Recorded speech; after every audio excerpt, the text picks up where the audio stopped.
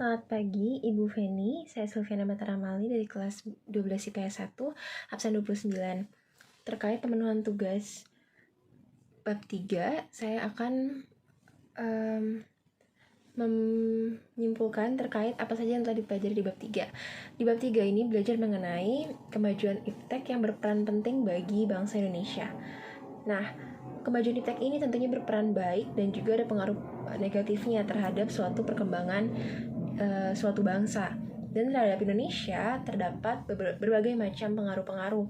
Contohnya seperti dalam politik, dengan adanya kemajuan iptek, anak-anak muda dan generasi muda di Indonesia lebih sadar akan politik, dan juga dampak negatifnya mudah sekali tersebar berita-berita buruk terkait politik itu sendiri. Jika terkait aspek ekonomi, dengan kemajuan iptek maka mampu meningkatkan kesempatan kerja, juga devisa negara. Namun yang tidak baiknya itu juga semakin banyak dengan kemajuan iptek ini munculnya seperti investasi-investasi maupun kegiatan ekonomi yang tidak legal. Terus jika dikaitkan dengan sosial budaya, dengan kemajuan iptek ini sepertinya arus globalisasi terasa semakin cepat. Namun dampak negatifnya, budaya-budaya Indonesia mulai sedikit tercampur oleh budaya luar, namun setiap kita pun juga berkewajiban untuk mempertahankan budaya di Indonesia. Selain itu, jika dalam aspek hukum, pertahanan dan keamanan, pengaruh positifnya itu makin menguatnya sisi supremasi hukum. Nah, tapi dampak negatifnya banyak-banyak kabar atau berita buruk terkait hukum itu sendiri di kalangan media sosial. Seperti itu.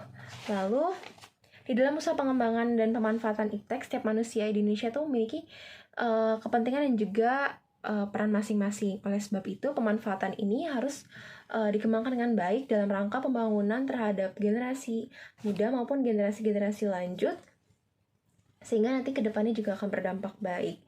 Dan alternatif kita untuk menghadapi kemajuan iptek yang sangat cepat ini, pertama adalah kita harus menyaring terlebih lagi apapun yang masuk ke dalam kehidupan kita, berita ataupun kabar, harus disaring lagi. Lalu juga harus divalidasi kebenarannya. Selain itu, harus bisa selektif terhadap budaya dan prinsip yang ada. Dan yang terakhir itu harus berpegang teguh pada pendirian moral dan juga Pancasila negara. Baiklah, sekian rangkuman kecil saya dari pembelajaran di bab 3. Terima kasih.